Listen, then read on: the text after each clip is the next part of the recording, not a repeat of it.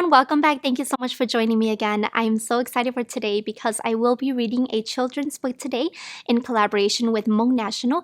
Thank you so much, Sue, founder of Hmong National, and Miss Gauia, our current Hmong National Mrs. Minnesota, for inviting me to join in on your Read With Me project in light of spreading love, positivity, and joy to all of the families and children out there during these difficult times. I will be reading one of my boys' personal favorites, all about the three little pigs. So grab your kiddos and let's read together.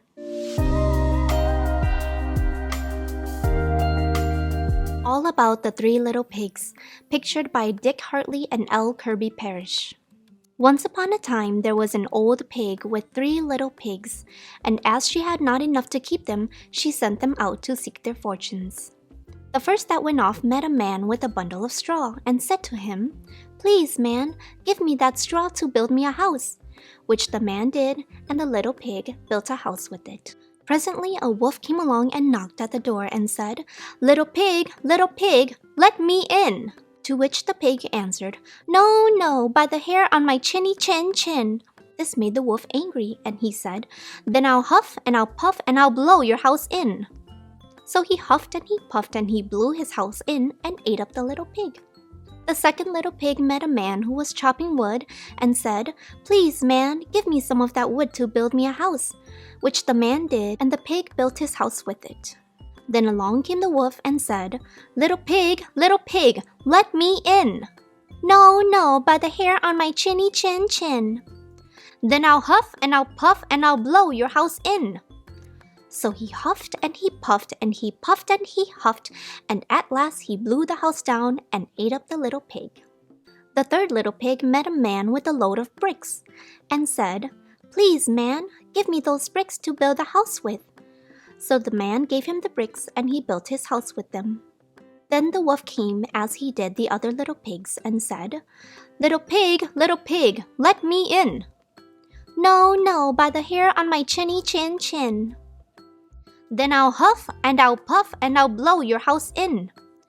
Well, he huffed and he puffed and he huffed and he puffed and he puffed and he huffed, but he could not get the house down.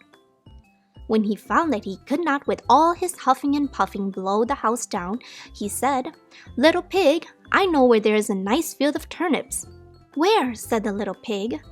"Oh, in Mr. Smith's home field, and if you will be ready tomorrow morning, I will call for you and we will go together and get some for dinner."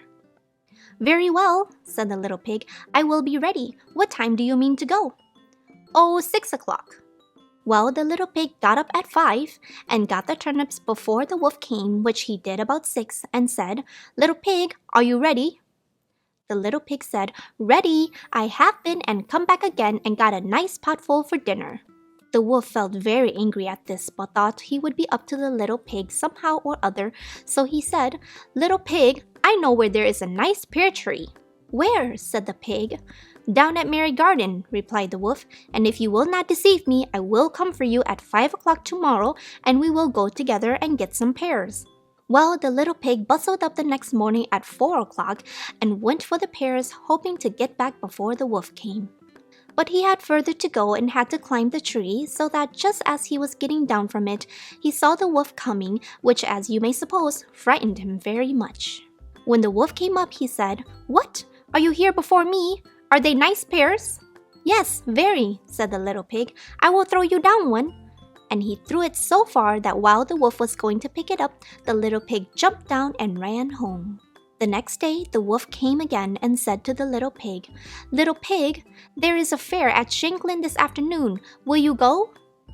"Oh, yes," said the pig. "I will be glad to go. What time will you be ready?" "At 3, said the wolf. So the little pig went off before the time as usual and got to the fair and bought a butter churn, which he was taking home when he saw the wolf coming. Then he could not tell what to do, so he got into the churn to hide, and by doing so turned it over and it rolled down the hill with the pig in it, which frightened the wolf so much that he ran home without going to the fair. He went to the little pig's house and told him how he had been frightened by a big round thing which came down the hill past him. Then the little pig said, "Ha! I frightened you then. I had been to the fair and bought a butter churn, and when I saw you, I got into it and rolled down the hill." Then the wolf was very angry indeed, and declared he would eat up the little pig, and that he would go down the chimney after him. When the little pig saw what he was about, he hung on a pot full of water and made up a blazing fire. And just as the wolf was coming down, took off the cover and in fell the wolf. So the little pig put on the cover again in an instant, boiled up the wolf, and ate him for supper, and lived happy forever afterwards. The end. Thank you so much for sharing some of your precious family time with me. I hope that you guys are staying safe and well. Sending you all of my love. I'll see you next time. Bye!